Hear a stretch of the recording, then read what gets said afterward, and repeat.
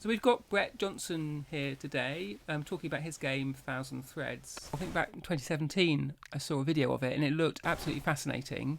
Could you maybe just tell us, that kind of premise of the game, and then how it's developed into what's launching this month? Yeah, so my game is Thousand Threads. It's an open world game that where your actions matter.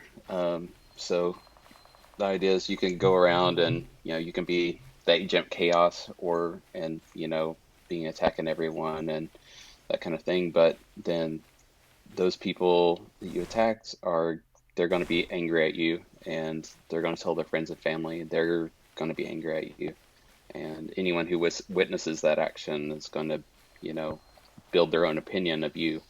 And but the great thing also is that that opinion can change. So if you are helping people out and being nice, then they're going to be more friendly, and they can change that opinion too over time.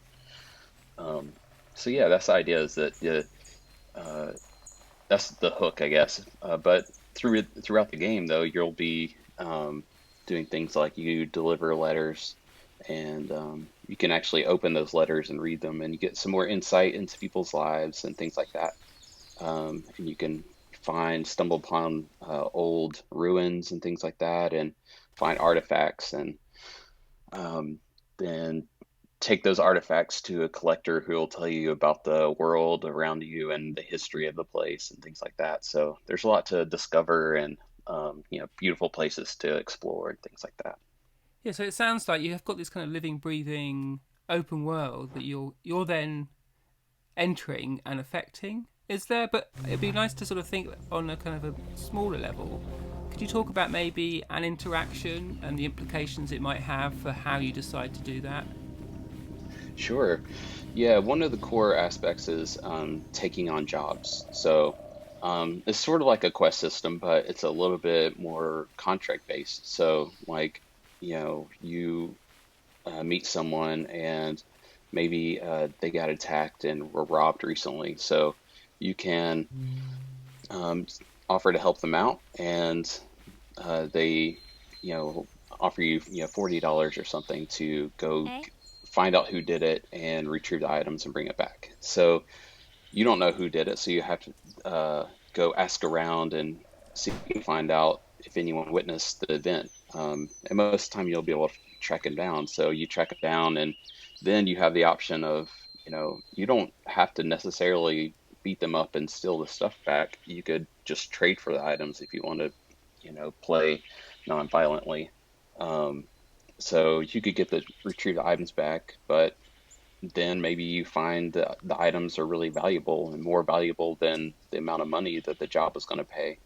So you could keep those and go sell them, but then you betrayed that person. So um, if they find out, and they're likely to find out, then you have made an enemy with them.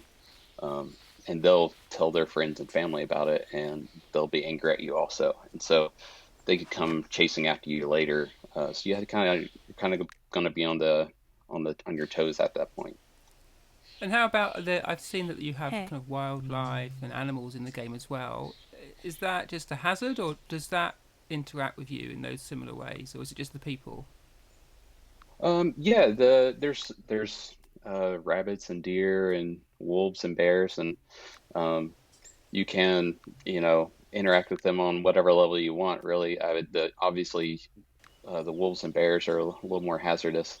Um, so you might want to run away from those more often than not. But yeah, you could hunt if you Oh. prefer doing that, or you can just watch. But there's a resource and light crafting system built in for item upgrades and healing items and things like that, and ammo types and things. So some of that involves animal hides and things like that. But uh, again, most things in the game, they're optional.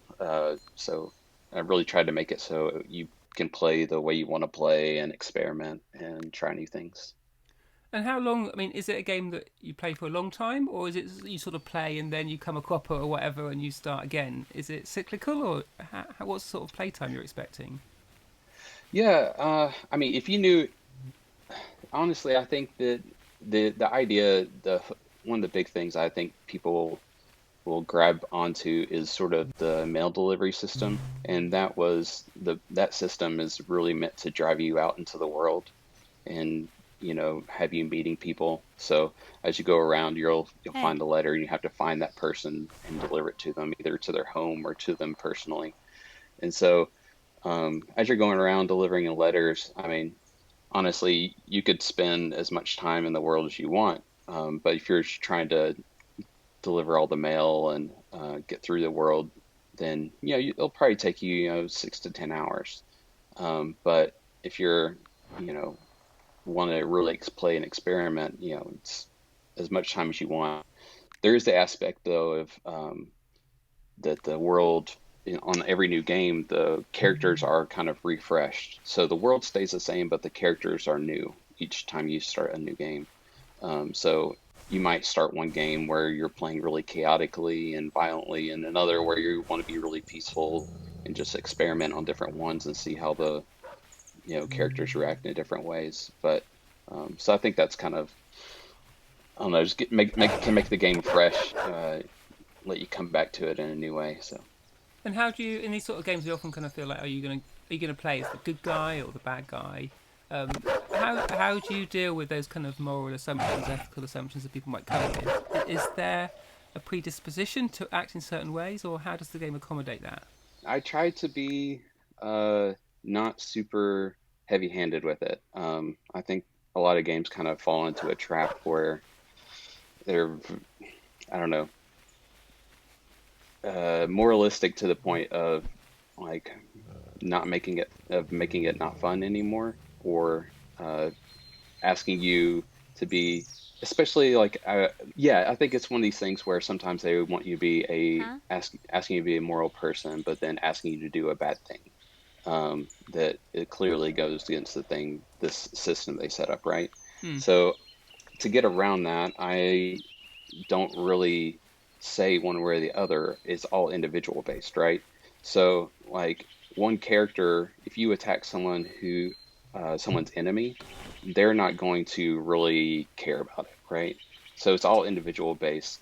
But it's just kind of a general, I think, logic thing. If you hurt someone, then they're not going to be happy about that.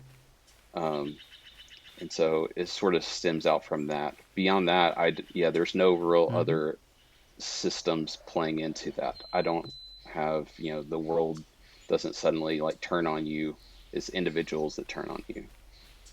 And Does could that make you? sense? Yeah, it does. Could you play it like a hermit? Could you just keep yourself to yourself, not to the letters, and sort of still survive and have fun? Or do you think you'd Yeah, need to? 100%. Yeah. Yeah, yeah. You don't have to, you could go and just gather resources and sell them, and that be your thing, You could go and just, upgrade all the items you want to do and collect all the artifacts and find all the fossils and do all those things and deliver letters and never really interact with any of the people if you want to do that.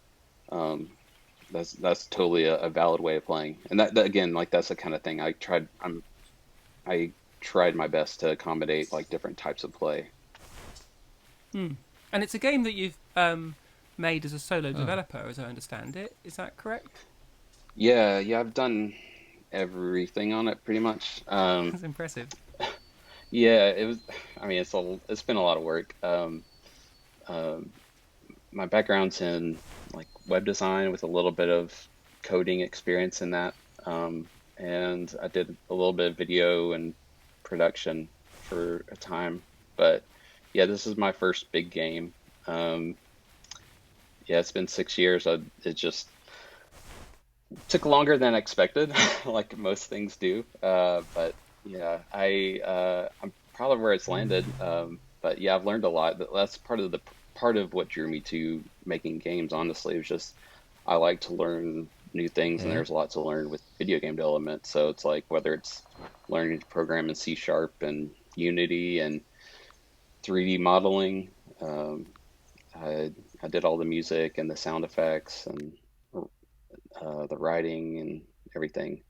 I mean, there's definitely I use some free and paid resources out there for 3D assets and animations and things, but I customized all those to fit the art style and things like that. So I think most of the time you're not going to be able to really tell that it's not a custom item. So And with it being such a kind of a individual, personal project, I mean, beyond the kind of learning, which obviously is very warranted, is there something artistic or something the game's about, or those sort of themes? Is there anything that was sort of driving you to put this number of hours into this, or it's become a really huge project?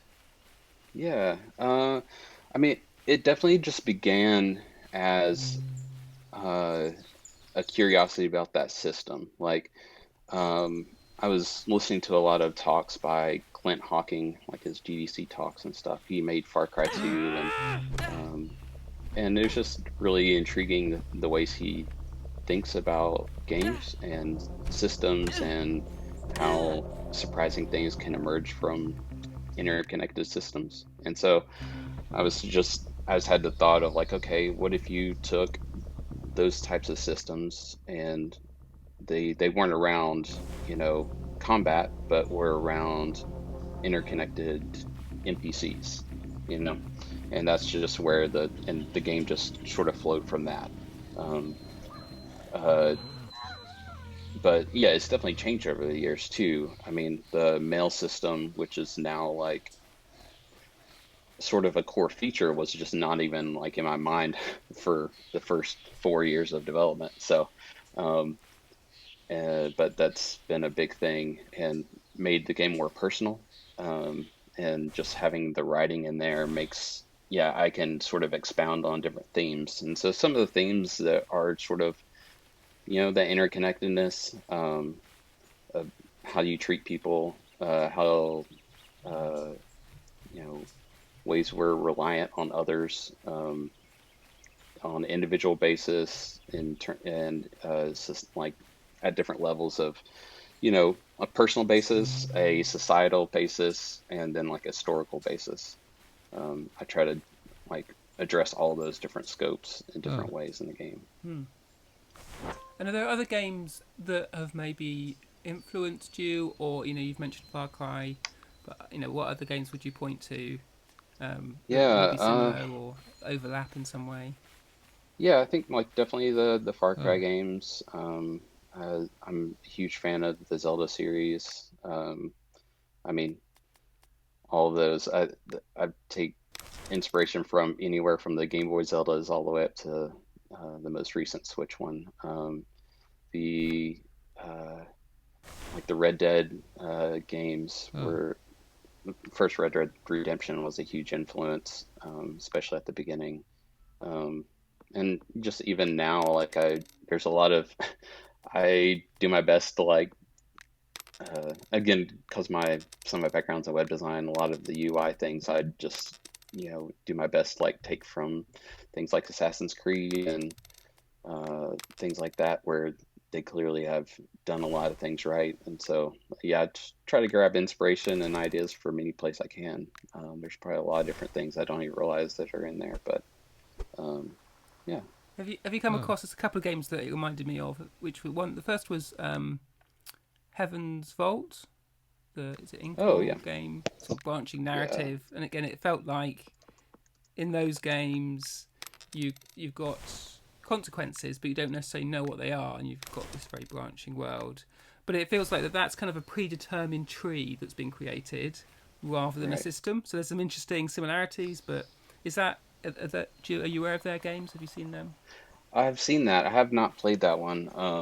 Yeah, I think it's that kind of thing. There's different branches you can sort of take on this kind of idea, right? So, um, uh, that game, and or you think about like, oh, what's this sci-fi series? Mass Effect, does a lot with branching narratives and things too. But or even like the Walking Dead games, those those things, yeah, are taking sort of idea of like giving the player freedom to make choices in different ways. Um, but they're also like a little bit more strict on the types of choices you can make, and also they tend to funnel you back down to an ultimate end that is pretty similar to other ones, which is good and bad, honestly. Like that can be a little frustrating for players sometimes, but it's also, you know, they can make a really fulfilling ending on things. They can make plot points that really land because the pacing is really planned out. With my game, it's a lot harder to do that, right? So I had to think about that stuff in different ways. I can't control the pacing or have like a really, uh, literary ending to a thing. It's gonna be a lot more surprising what happens though, and I think that's exciting. I think that's one of the things the game does really well is having lots of surprising moments as you just go around the world or in as you're interacting with characters. Um, but yeah, but I tried to still pull in some of those pre-written types of things in the letters and in the history of the world. And so, I mean, without giving too much away, what are some sorts of endings the game might have in sort of broad strokes? How might it end? Do you always die, or how does it end? Uh, it's there's there is an ending, but it's not the traditional type of ending. It's more of uh, an ending uh, of a sequence, I guess. It is the, the game is very in the same way that you play. It's like open ended. It's like I give you some. Yeah, it's kind of hard to talk about without like spoiling Yeah, anything. exactly. That's fine. Yeah, yeah. So it's yeah it's more open ended in a traditional game, but I do my best to give you some finality. So if you want to say, okay, well, I'm done with this, I hit an end point, that's great. But if you wanted to keep playing, it's not such a you're done with the game. It's like, okay, I can continue on and interacting in this world. That's how it's structured. Yeah, it's great. Well, I'm looking forward to digging into it some more, and sort of also playing it as a family. It's something we'll probably do is have different kind of saves and see how it develops differently for us in different playthroughs. Yeah, I quite like doing that. Then often at the meal table, we'll sort of talk about, oh, what did you do here and what did you do there? So that I think that's going to be quite a good fit for kind of the family audience. yeah, I think that's great. Yeah, and it was cool to see your website. Yeah, I have in the midst of development, we had a little kiddo Oh yeah, along the way, and she side turns project. yeah, yeah, yeah. She turns 3 next month, and that was the interesting thing too. So she stayed home. I took care of her during like her first year, basically. So I've worked during her naps and stuff. So she's been along for the development too. But yeah, it's cool to also thinking about that. That recontextualizes your work in some way too. Thinking about you know the world they're going to grow up in or the things you want for them, and you know. So I'm sure that's influenced what's in the game now too. So Cool. Well, thanks for checking in with us, and yeah, we'll sort of we'll track with the game. Let you know how it goes. all right, thank you. I really appreciate it.